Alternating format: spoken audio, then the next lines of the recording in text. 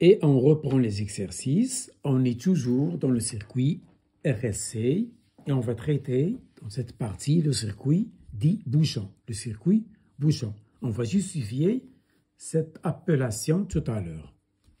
Il s'agit d'un condensateur et d'une bobine en parallèle, branché avec un dipôle quelconque. Tout ce dipôle est alimenté par une tension alternative, comme l'indique le schéma. Ça y est, voilà les questions. Déterminer l'impédance complexe de ce dipôle, son module, le module de cette impédance, c'est la question petit p. La question, c'est déterminer la pulsation ou bien la fréquence N0 d'antirésonance. Au lycée, vous avez étudié oméga 0 ou N0 de résonance. Ici, il s'agit d'un phénomène appelé anti-résonance. Petit d, justifier pourquoi ce circuit est appelé circuit bouchon. Petit e, faites la représentation, R ça veut dire représentation, représentation de Fresnel de courant pour ce circuit. Et voilà des éléments de réponse. L'impédance de ce dipôle, c'est l'impédance de la partie LC plus l'impédance du dipôle D. Ce qui nous intéresse ici, c'est le circuit LC en parallèle. Donc, je vais d'abord chercher l'impédance de ce circuit en parallèle, de ce dipôle parallèle LC. Puisqu'ils sont parallèles, je pense à l'admittance, c'est-à-dire l'inverse de l'impédance, comme on a vu dans les vidéos précédentes. Donc, 1 sur ZLC, c'est l'admittance du condensateur plus l'admittance de la bobine. Je travaille en C. Je manipule des nombres complexes. Je suis dans C. Voilà. L'admittance pour le condensateur, c'est J, c'est oméga. L'admittance de la bobine non résistive, il n'y a pas de petit r, c'est 1 sur J L oméga. Voilà. Je réduis mon dénominateur, j'obtiens ceci. Et j'inverse. Pour avoir l'impédance, j'inverse ce nombre complexe. Je trouve ça. Le module, il est immédiat. C'est ceci. Donc, le module de ce nombre complexe, c'est L oméga sur 1 moins LC oméga au carré. Ça y est, ça c'est pour petit b. On va passer maintenant à l'antirésonance.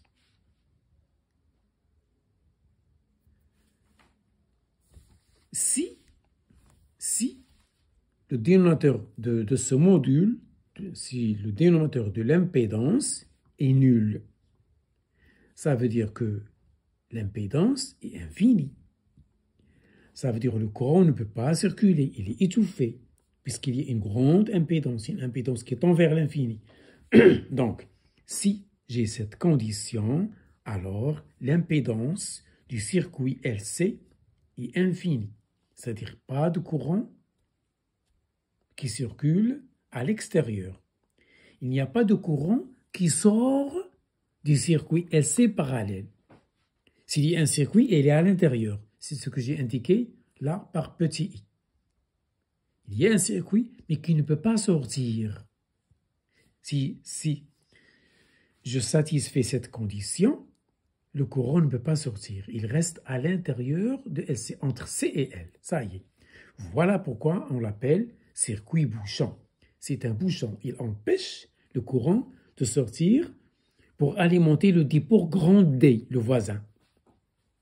D'où la justification, circuit bouchon. Et oméga 0, c'est 1 sur racine de LC. Ça s'appelle la pulsation d'anti-résonance. Parce qu'au lycée, à la résonance, l'impédance est minimale. Le courant est maximal. Ici, c'est l'inverse. C'est l'impédance qui est maximale et le courant est minimal. Voilà pourquoi on l'appelle ici anti-résonance. Ça y est. Voilà, oméga 0 donc est appelé pulsation d'anti-résonance. Ou bien oméga 0 égale 2pi n0. N0, c'est la fréquence d'anti-résonance. C'est-à-dire, si vous appliquez cette fréquence à ce circuit, il n'y a aucun courant qui sort de l'extérieur. Si vous utilisez une lampe à la place du dipôle D, elle ne s'allume pas. Le courant ne sort pas. Il est bloqué à l'intérieur, entre L et C. Parce qu'il y a le phénomène d'anti-résonance. Et je passe à petit d. Donc, la justification, on l'a déjà fait. Donc, le courant est nul à l'extérieur. Donc, le circuit, il est débouchant. Il bouche le chemin au courant. Il ne le laisse pas sortir. Il l'empêche de se propager à l'extérieur. Donc, I égale 0 à l'extérieur. Voilà la justification de la phrase circuit bouchant. Et je passe maintenant à la dernière question. C'est la représentation de Fresnel. Il s'agit d'un circuit parallèle.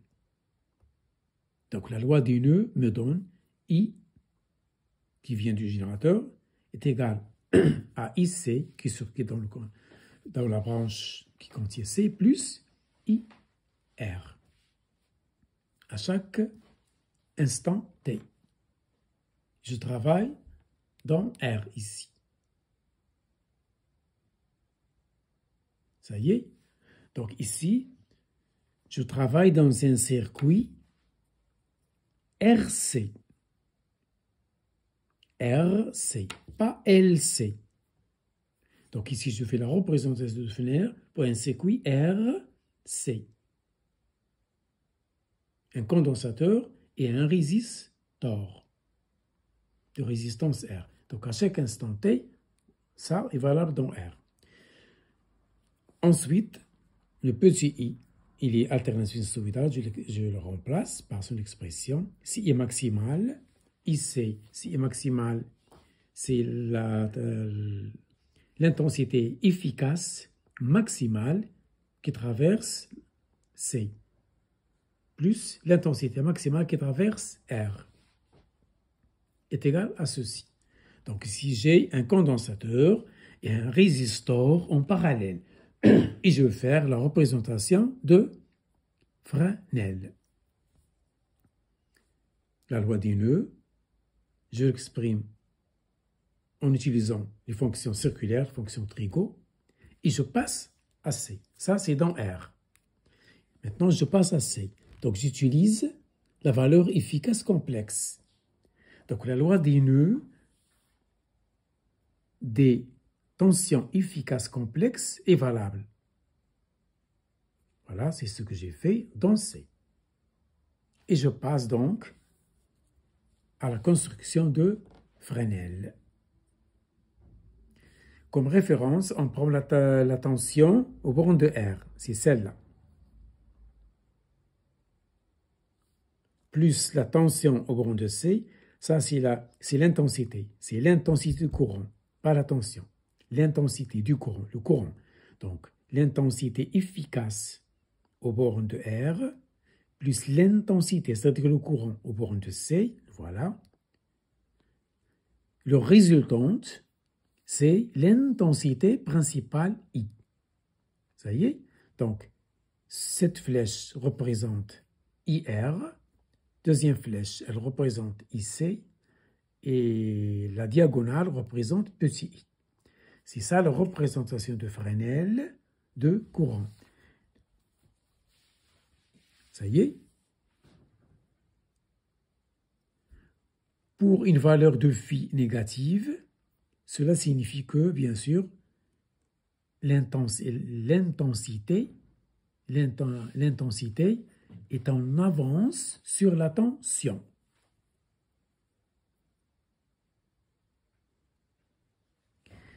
Au borne de C, I en avance par rapport à U. C'est ça la signification. Au borne de C, le courant I est en avance par rapport à U. Voilà le petit i, il est en avance par rapport à la tension, par rapport à I. Le voilà. Ça, c'est le I principal. Et ça, il représente la tension. Ça y est. Donc, I est en avance, ou bien la tension est en retard. Et voilà pour aujourd'hui.